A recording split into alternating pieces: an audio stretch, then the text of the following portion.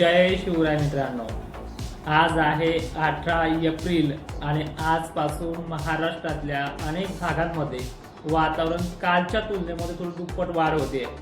पण 20 तारखेपर्यंत मराठवाडा, विदर्भ, खानदेश आणि पश्चिम महाराष्ट्रामध्ये काय पराक्रम होतोय, म्हणजे किती प्रमाणामध्ये गारपीट, वादळी वारे, हे सगळ्या गोष्टीची पूर्वकल्पना अगोदर दिली असली तरी या 2 दिवसांमध्ये अनेक ठिकाणी बऱ्याच भागांमध्ये वाऱ्याचा, कावराचा प्रश्न उपस्थित होणार आहे. त्याबद्दल आपण आज हा व्हिडिओ शेवटपर्यंत पहा. व्हिडिओला सुरुवात करण्या अगोदर महात्मा विश्वगुरु श्री संत बसवेश्वर यांना आपण जयंतीनिमित्त सर्व हिंदू बांधवांना मनपूर्वक शुभेच्छा देऊयात. धन्यवाद.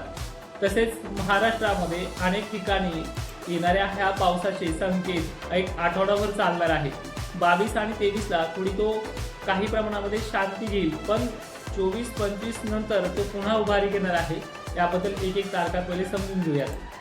आजची 18 तारीख ही महाराष्ट्रातल्या दक्षिण भागांमध्ये, ज्याचा कोल्हापूरशी, हुबळीशी, बेळगावशी, सोलापूर, सांगली, पुण्यामधल्या काही भागांचा, तसेच लातूर आणि नांदेडच्या तुरळक भागांचा समावेश आहे.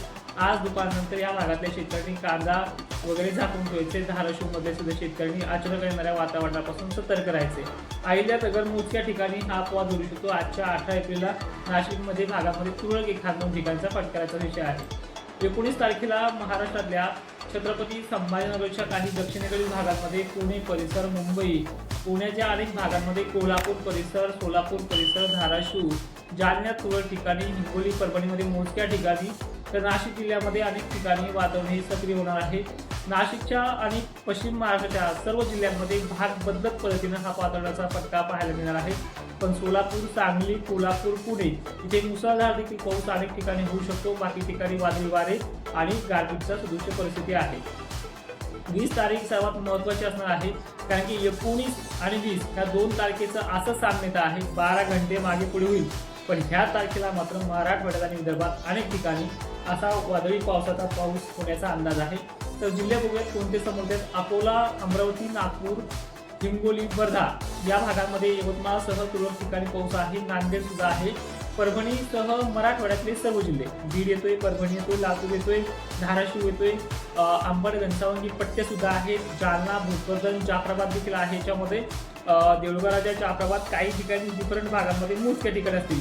पण छत्रपती संभाजीनगरपासून अहिल्यानगर, कडाष्टी, अहिल्यानगर, श्रीगोंदा, कर्जत, शिर्डी परिसर, त्याच पाठोपाठ दक्षिण महाराष्ट्रातले टोटल जिल्हे, कोल्हापूर असेल, सोलापूर असेल, पंढरपूर असेल, मोहोळ, सातारा, नाशिक या भागाबरोबरच हुबळी, कर्नाटकला अतिशय वादळी वाऱ्यासह हा पावसाचा परिणाम पाहायला मिळणार आहे. सोलापूरचा देखील समावेश वारंवार होणार आहे 3 दिवस लगातार.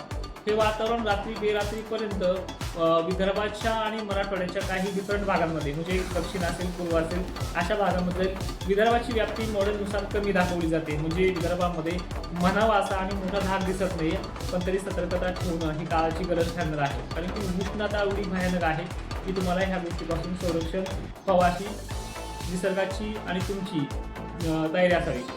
त्यानंतर 21 तारीख लगन सराईची तारीख आहे.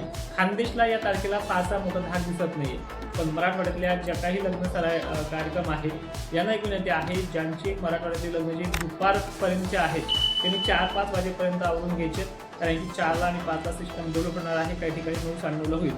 त्यामुळे जास्त काही घाबरले जाऊ नका.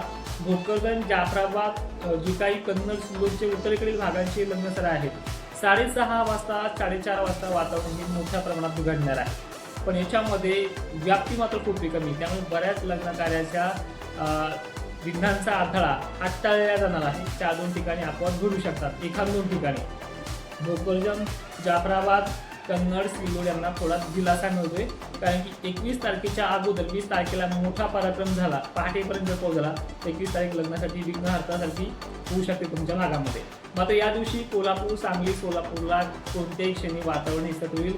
गारपीट सदृश्य परिस्थिती, वादळी वारे देखील असणार आहे.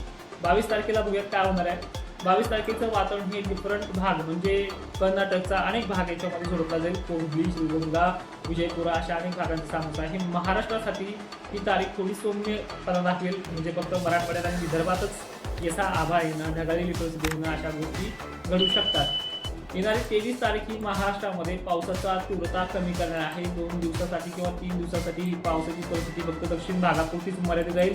विदर्भ, मराठवाडा, खानदेश भाग मोकळा होऊन जाईल.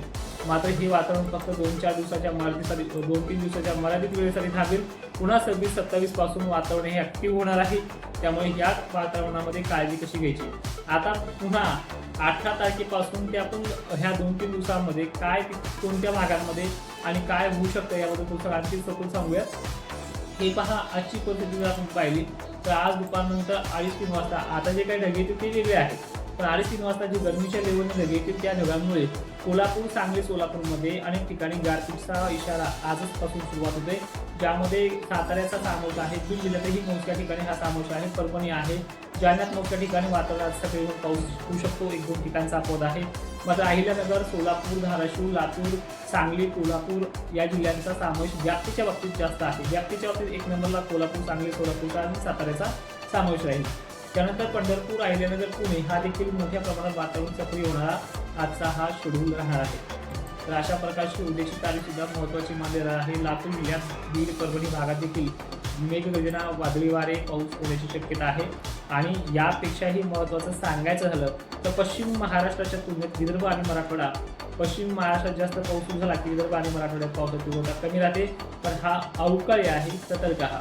आता बऱ्याच शेतकऱ्यांचे गोट कांद्यांचं अनेक जणांचं नियोजन चालू आहे. तर जास्त घाबरले जाऊ नका. व्याप्तीचा विषय विदर्भ मराठवाड्यामध्ये 25च्या आसपासच राहील असा अंदाज आहे. बाकी पश्चिम महाराष्ट्राला, दक्षिण महाराष्ट्राला तीव्रता जास्त आहे. जय शिवराय, जय बसवेश्वर. धन्यवाद.